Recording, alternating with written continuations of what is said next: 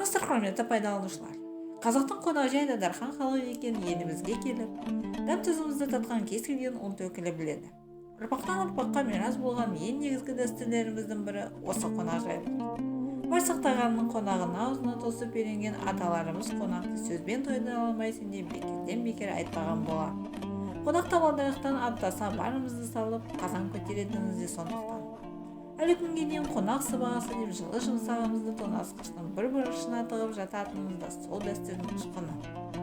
Қонаға бір үй қоңырсып тұрады, қонағы жүрмей бозымсып тұрады деп ұлағатты сөз бастаған халқымыздың игі дәстүрін одан әрі жалғастыру біздің басты міндетіміз.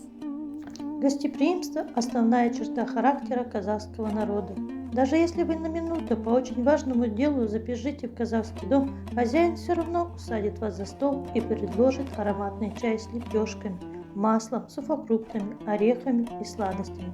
В казахской кухне традиционно много мясных блюд. Одно из самых популярных – бурдак – горячее жирное жаркое из печени, почек, сердца, легких и курючного жира. Главное традиционное блюдо – безбармак – вареная конина или баранина с отварными в бульоне, нарезанными небольшими кусочками теста. Угощение безбармаком сопровождается своеобразным ритуалом.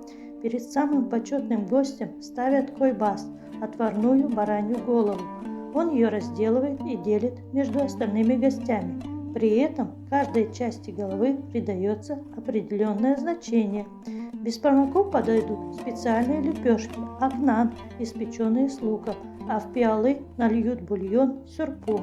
Копченую, вяленую, вареную баранину или конину принято запивать молочными тонизирующими напитками.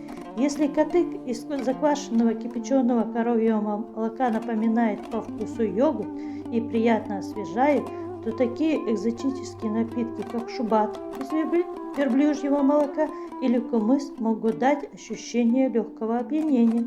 Всемирно известный кумыс получают из свежего кобыльего молока, заквашенного в больших кожаных бурдюках. Время его брожения от 3 до 5 суток, в зависимости от жирности и густоты молока. Кумыс содержит биологически активные вещества, славится своей целебной силой и повышает иммунитет.